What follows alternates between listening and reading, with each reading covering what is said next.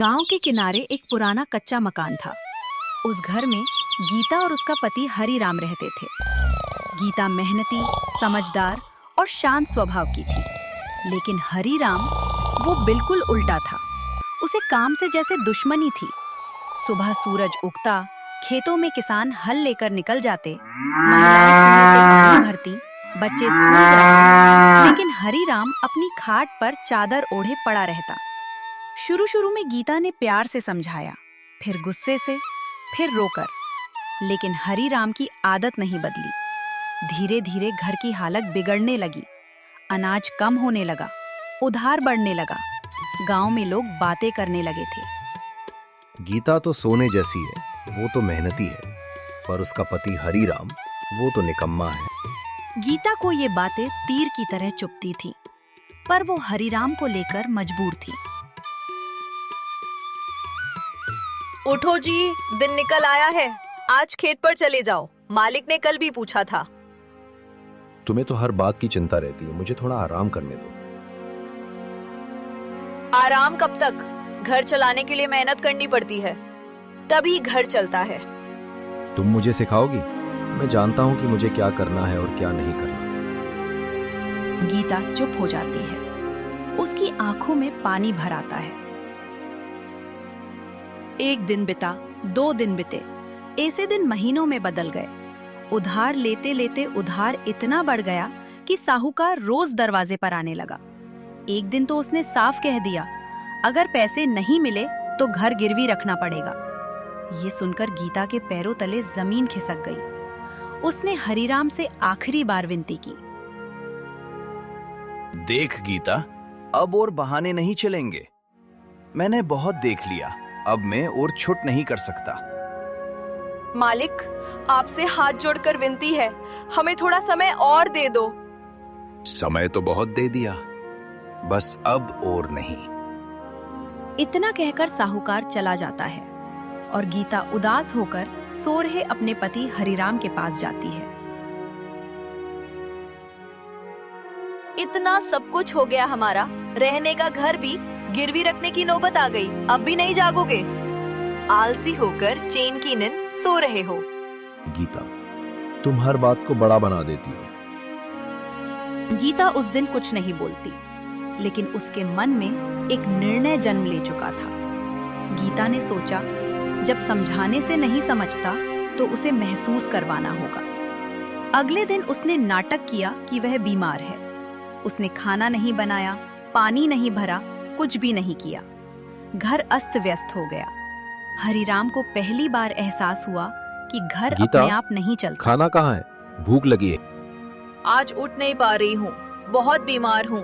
सारा शरीर टूट रहा है, शरीर में कमजोरी है। तो अब क्या होगा? खाना कौन बनाएगा? जो घर का जिम्मेदार है वही संभालेगा। हरिराम ने मजबूरी में चूल्हा जलाया, खाना बनाने की कोशिश की। धुआं आंखों में गया, रोटी जली, हाथ जल गया। काम करते करते शाम तक वह थक कर चूर हो गया। उसे समझ आने लगा कि गीता रोज कितना काम करती है। हरिराम के रोज के काम को देखकर गांव वाले उस पर हंसने लगे। देखो देखो, हरिराम कैसे काम कर रहा है। समझ आया घर कैसे चलता है। घर को चलाने में कितनी मेहनत लगती है। हरिराम सिर झुका लेता है। 3 दिन तक गीता ने यही नाटक जारी रखा। वो बीमारी का बहाना बनाकर चारपाई पर लेटी। इधर हरिराम को हर काम खुद करना पड़ा। तीसरे दिन गांव में सरपंचों की सभा हुई। मुखिया ने मेहनती लोगों की तारीफ की। उसने लोगों को मेहनत से काम करने के बारे में बताया। हरिराम वहां पहुंचा तो लोगों ने ताना मारा। लोगों ने उसे आलसी और निष्काम बताया। हरिराम को एहसास हुआ कि उसकी असली सजा कोई मार या जुर्माना नहीं, बल्कि अपमान है। जो मेहनत करता है वही सम्मान पाता है और वही सम्मान का अधिकारी होता है। आलसी और कामचार तो निंदनीय होता है। आलसी आदमी समाज पर बोझ होता है। हरिराम ये सुनकर बहुत लज्जित होता है। उसे अपने किए पर बहुत पछतावा होता है। उसके आंखें भर आती हैं। अब वो रोज मेहनत करने की ठान लेता है। उस रात हरिराम चुप था। वह खुले आसमान के नीचे तारों को देखता हुआ मनोग और पश्चाताप में डूबा हो। उसे अपनी कमजोरी समझ आ गई थी। वह अपने आप को माफ नहीं कर पा रहा था। उसने गीता के पास जाकर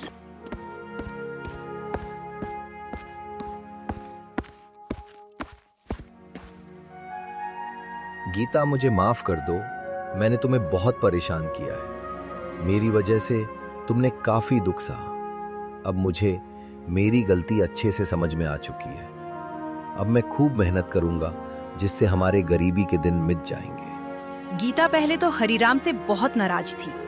फिर उसने हरिराम के बदले हुए रोप को देखकर उससे कहा, समझना ही काफी नहीं होता जी, उसे जीवन में उतारना भी जरूरी है, तभी जाकर जीवन में सफलता मिलती है। कोरी बातों से कुछ नहीं होता। नहीं नहीं गीता, अब मैं सच में खूब मेहनत करूंगा। मेरी वजह से तुम्हें कभी दुख और परेशानी नहीं होगी। अगले दिन हरिराम सुबह जल्दी उठ गया और अपने खेत की ओर चल दिया। वह जाते हुए सोच रहा था कि आज से मैं खूब मेहनत करूंगा। खेत में जाकर हरिराम ने खूब मेहनत की। अब हरिराम रोज सुबह जल्दी उठकर खेत पर जाता और वहां मन लगाकर खूब मेहनत करने लगा। दिन बीतते गए। हरिराम की मेहनत रंग लाई। खेत में हरियाली छाने लगी। यह सब देखकर हरिराम मन ही मन बहुत खुश होने लगा। उसे अपनी मेहनत पर गर्व होने लगा। कुछ ही हफ्तों में पूरा गांव हरिराम के बदलाव की चर्चा करने लगा। जो आदमी पहले दिन भर खाट पर पड़ा रहता था, अब सबसे पहले खेत पहुंचता। देखो, वो हरिराम आ रहा है। अरे हरिराम, आजकल बड़े मेहनती हो गए हो। हाँ भाई, देर से सही पर मेहनत का मतलब आ गया। धीरे धीरे हरिराम सच में बदल गया। उसने मेहनत शुरू की, कर्ज चुकाया, लोगों का सम्मान वापस पाया और सबसे बड़ी बात, गीता की आंखों में फिर से गर्व लौट आया। गीता को अब अकेले सब कुछ नहीं करना पड़ता था। घर में खुशहाली आने लगी। सास ससुर भी खुश थे। अगर सीता ने हरिराम को सबक न सिखाया होता तो वह कभी नहीं सुधरता। सीता, अगर तुम मुझे सबक ना सिखाती तो शायद मैं कभी नहीं बदलता।